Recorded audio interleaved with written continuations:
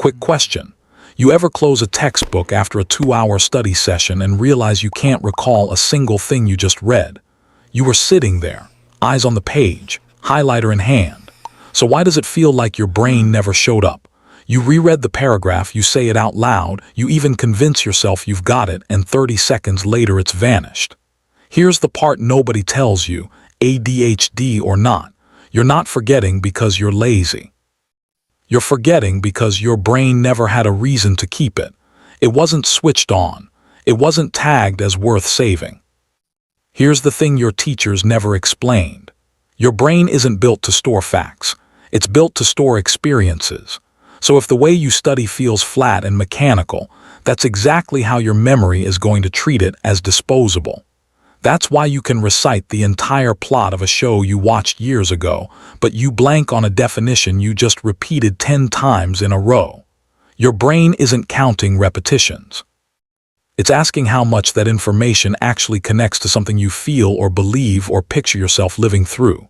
Learn to trigger that, and everything changes.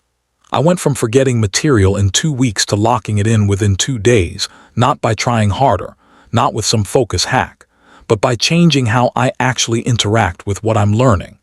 Stick with me, because by the end of this you won't just study more efficiently, you'll understand what your brain has been asking for the whole time. Your memory isn't built on repetition, it's built on rehearsal. Most people have never been shown the difference, so let's start there. First, throw out your notes and start from zero. Nobody tells you this in school, but your brain doesn't hang on to what you read, it hangs on to what you had to fight to remember. School trains you to highlight, to copy the same line 3 times, to stare at a page until your eyes hurt and call that studying. It isn't. It's the performance of learning with none of the substance. I didn't realize this until the night before an exam, surrounded by notes I'd reviewed a dozen times, feeling completely ready, and then I closed the book and it was just gone, every bit of it. I was excellent at recognizing information and useless at recalling it, and those are 2 completely different skills. Recognition is I've seen this before. Recall is I can produce this with 0 help. If you're only training recognition, you're not actually studying, you're just rereading. So flip it. Close everything. Stare at a blank page. Ask yourself what you can actually reconstruct right now with no help at all. The first time I tried this, I could only pull back about 5% of what I thought I knew. It was uncomfortable. It was humbling. And it worked because that discomfort is exactly what forces your brain to pay attention, not reviewing more but failing, correcting, and having it stick because of that failure. New rule. Stop studying for comfort and start studying for friction. If reviewing feels easy, you're probably not retaining anything. If trying to recall feels frustrating, that's your brain learning it needs to hold on to this for next time. Next, stop studying the material and start becoming it. Here's an uncomfortable truth. You don't forget everything equally. You forget whatever feels disconnected from you. You can rattle off entire subplots from your favorite show, name a dozen athletes or characters, walk someone through the plot of a 50-hour game, but ask you to explain the Krebs cycle or the stages of classical conditioning and you're stuck. That's not because you're incapable. It's because your brain isn't a filing cabinet, it's a mirror. It keeps what feels like you and discards what doesn't. So don't memorize the concept, embody it. Don't just note that supply and demand affects price elasticity, say, if I were Nike and my new drop just went viral, I'd double the price because I know people will still buy it. That's neural anchoring. When you speak in first person, when you act out the formula or the process, you've stopped studying and started simulating. And simulation gets filed in the same part of your brain that stores heartbreak, song lyrics, and stupid arguments from years back. Your brain is a stage, not a warehouse. Every few minutes, pause and ask what this process would want, what it would avoid, narrate it out loud like you're doing commentary, and make it as personal and ridiculous as you want. The dumber it feels, the more it sticks. Memorizing facts is effortful. Remembering something you briefly became is automatic. But becoming the idea only gets you so far. You still need a structure your memory can hold onto once the pressure's on. That's usually where people fall apart, so here's the fix. Your brain was never meant to hold entire chapters. It holds patterns, not pages. That's why rereading feels like progress but collapses the second you're tested. The more information you cram in, the less of it actually sticks, because a brain with no starting point doesn't start anywhere. So stop memorizing content and start compressing it. Take a dense definition. The prefrontal cortex governs executive function, planning, and impulse control, and turn it into something usable. Prefrontal cortex equals the CEO makes the plans, fires the bad ideas, keeps everyone in line.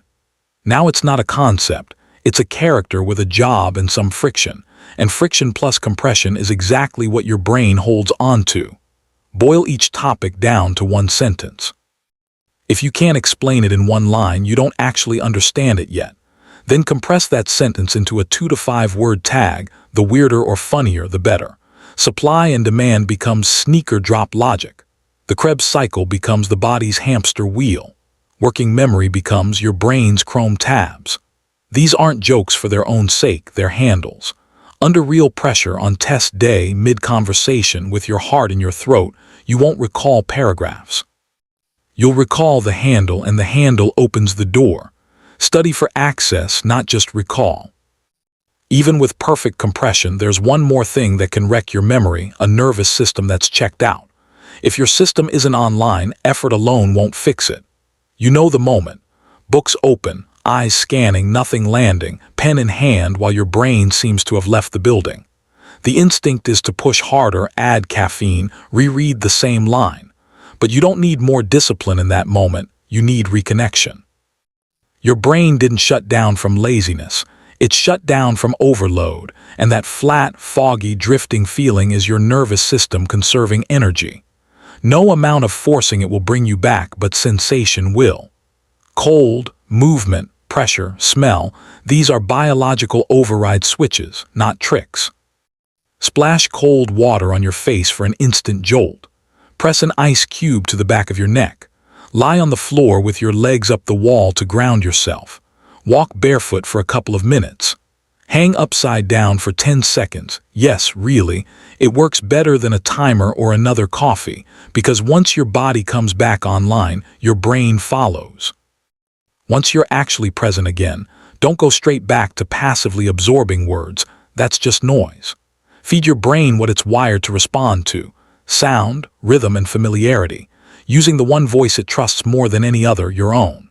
Your brain evolved to give extra weight to your own voice over anyone else's, which means the move is to stop reading and start recording.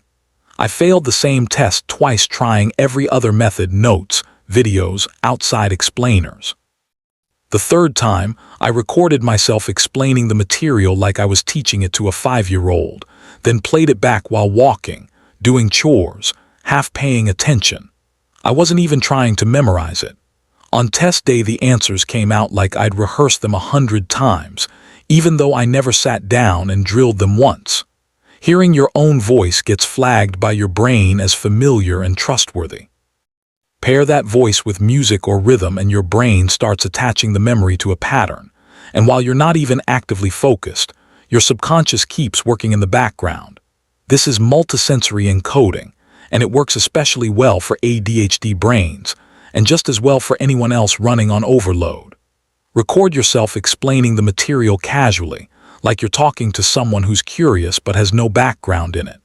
Layer in some lo-fi or ambient sound.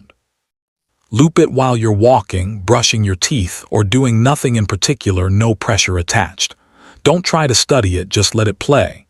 The rhythm bakes itself into your auditory memory, your own voice becomes the guide, and when it's time to recall the material, your brain doesn't have to search for it. It just plays. You don't forget things because something's wrong with you. You forget because nobody ever explained how memory actually works.